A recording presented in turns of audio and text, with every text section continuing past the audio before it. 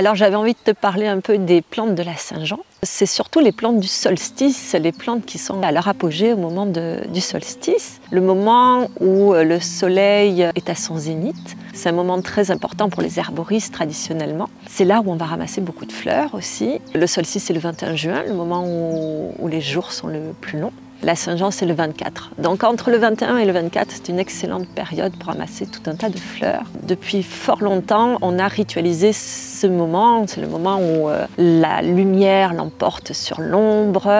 Donc il y a eu toujours beaucoup de rituels, de magie un peu autour de cette période. Et les plantes étaient toujours dans toutes ces traditions. La grande plante solaire par excellence, c'est celle-ci. Magnifique millepertuis, la grande plante du soleil. Donc avec sa tige très raméfiée, ses petites fleurs jaunes à 5 pétales et très reconnaissables. Alors le millepertuis, ça va être difficile de voir avec la caméra, mais il a les pétales qui sont remplis de petits trous, millepertuis, 1000 trous. On dit que le millepertuis, en gros, il amène la lumière là où il y a de l'ombre. Donc c'est maintenant une plante reconnue par la science aussi comme une plante très intéressante dans les cas de dépression, de troubles de l'humeur, de dépression surtout saisonnière, les gens qui ont une sensibilité au manque de lumière au moment où l'hiver vient. C'est une plante dont il faut surtout en premier lieu dire qu'elle a beaucoup de contre-indications. C'est pas une plante qu'on prend n'importe comment, surtout pas dans le cas de prise de tout un tas de médicaments, parce qu'il va soit potentialiser l'effet de certaines molécules chimiques dans les médicaments, soit les inhiber. Donc par exemple, même pour une pilule contraceptive, par exemple, c'est une plante qui peut inhiber, enlever les effets d'une pilule. Donc à prendre avec grande précaution, mais qui n'enlève pas tout son intérêt, par exemple pour la dépression et le système nerveux. C'est une plante qu'on peut utiliser par exemple après un choc émotionnel fort qui a vraiment beaucoup d'intérêt. En ce moment, je sais qu'il y en a tout un tas de personnes qui sont en train de faire leur petite huile de millepertuis. C'est une plante, quand tu l'écrabouilles, hop, elle va devenir rouge. Tu vois, sur la peau, ça fait ce sucre rouge. Il y a de l'hypericine et tout un tas d'autres constituants. Et ça va donner une huile très rouge qu'on va utiliser pour les plaies, pour tout ce qui va être quand on a besoin d'un cicatrisant et pour les brûlures. C'est une excellente plante pour les brûlures, mais encore une fois, il y a une contre-indication très importante à mentionner, c'est qu'il ne faut surtout pas s'exposer au soleil après en avoir mis sur soi. Elle est photosensibilisante de façon assez importante. Et dans la magie, parce qu'on va parler un peu des plantes de la Saint-Jean et de la magie, c'est une plante de premier choix. Alors elle faisait partie, par exemple, des fameux bouquets de la Saint-Jean. Autrefois, on allumait des feux, ça continue dans tout un tas de régions en Europe, même en France. On fabriquait des couronnes que ensuite on pouvait mettre dans la maison et brûler au feu de l'année suivante. Dans toutes ces couronnes, très souvent, on trouvait du millepertuis. On l'appelle le chasse-démon. En gros, qui va nous protéger. Il a cette grande valeur de protection. Autrefois, on en mettait des bouquets dans les étables, par exemple, pour protéger les animaux des maladies. Son nom en grec, c'est Hypericum perforatum. Hypericum, c'est que l'on met au-dessus des icônes. Donc on voit une relation avec le monde spirituel très ancien. C'est aussi une plante très anti-inflammatoire. Il n'y a pas que le système nerveux, c'est la grande plante du système nerveux qu'on peut utiliser aussi pour tout ce qui est douleur névralgique. Voilà, je parlais de la dépression, mais tout le système nerveux en général, il va pouvoir avoir une action intéressante. Les douleurs sciatiques, par exemple, il va avoir un intérêt. Voilà, encore plein de choses à dire, mais déjà, si on retient ça, c'est pas mal. Alors voilà une autre plante de la Saint-Jean qui est en train de fleurir un peu partout, dans les friches, au bord des chemins, qui s'est invitée dans mon jardin. C'est pas moi qui l'ai plantée, mais je la laisse venir volontiers. C'est une grande plante médicinale. De la famille des molènes, c'est le bouillon blanc. Donc qui fait une rosette la première année et la deuxième année, cette grande hampe florale avec des grandes feuilles très douces, très épaisses. C'est vraiment la douceur. Il y en a plein qui appellent ça le papier toilette dans la nature. Mais ça ne serait pas lui faire honneur que de parler que de cet aspect-là.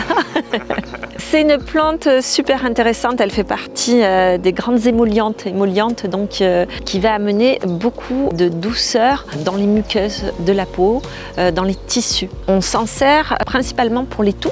les toux sèches, mais aussi ça peut être pour des macérats huileux pour la peau par exemple. Dès qu'il y a irritation, quelle que soit l'irritation, on pense souvent au bouillon blanc.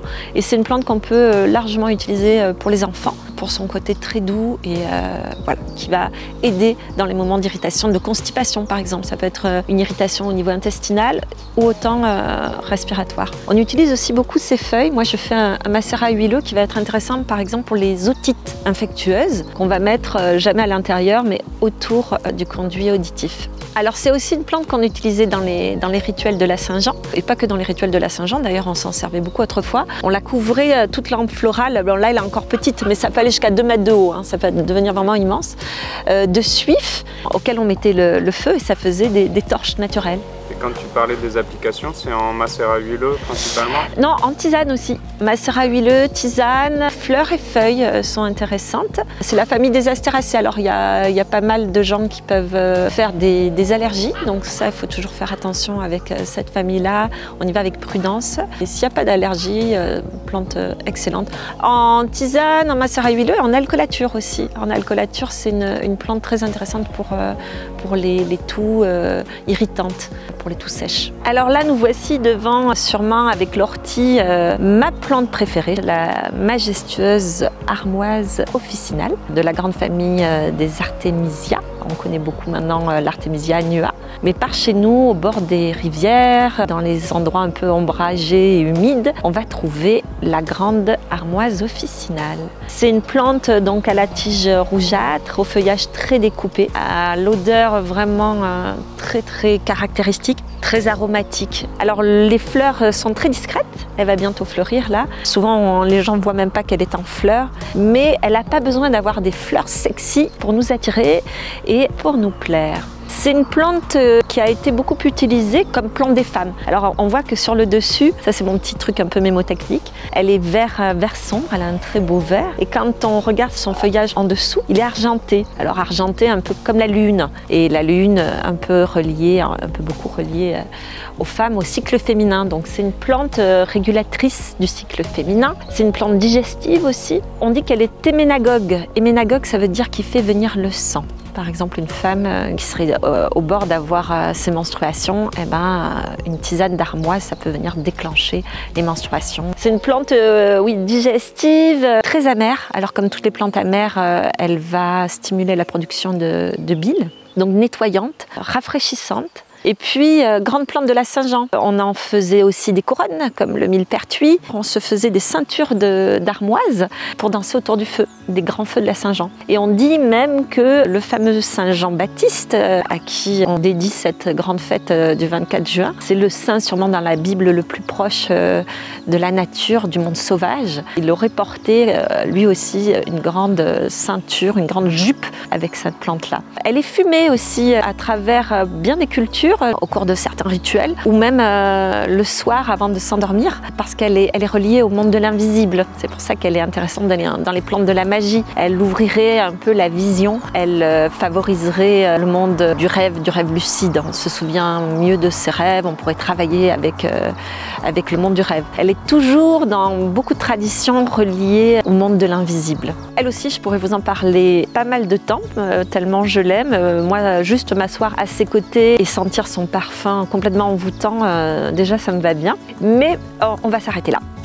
Alors, autre grande plante de la Saint-Jean, la belle et grande Achillée. On dit que c'est au moment de la Saint-Jean qu'il est le plus intéressant de la ramasser. J'en ai déjà parlé pour ses vertus cicatrisantes, digestives. On en reparlera quand on va voir les plantes des femmes. Donc l'Achillée, grande plante de la Saint-Jean, aussi utilisée dans plein de rituels autour du solstice. On dit que c'est au moment du solstice et de la Saint-Jean que cette plante va avoir le plus de vertus dans la tradition d'herboristerie. C'est une plante qu'on utilisait aussi dans ces moments un peu autour de la magie, pour la divination, pour la protection. Par exemple en Chine, c'est avec des tiges d'Achillée qu'on fait de la divination avec le fameux Yiking. On le coupe en petits morceaux et il y a tout un rituel autour de la divination. C'est pas que chez nous, dans beaucoup de cultures, dans à peu près partout sur la planète, les plantes, évidemment, on les utilise pour le côté médicinal, pour se soigner, mais aussi pour soigner l'esprit, pour tout cet aspect un peu symbolique, magique, et c'est fort intéressant aussi. Alors cette fois-ci, je ne m'attarde pas sur toutes ces propriétés qui sont très riches, il y en a beaucoup, parce qu'on va en reparler bientôt pour la vidéo des plantes des femmes. On dit, quand on parle des plantes de la Saint-Jean, qu'il est intéressant de marcher pieds nus, voire de se rouler tout nu dans la rosée des plantes de la Saint-Jean. Donc vous pouvez essayer et me donner des nouvelles si vous l'avez fait.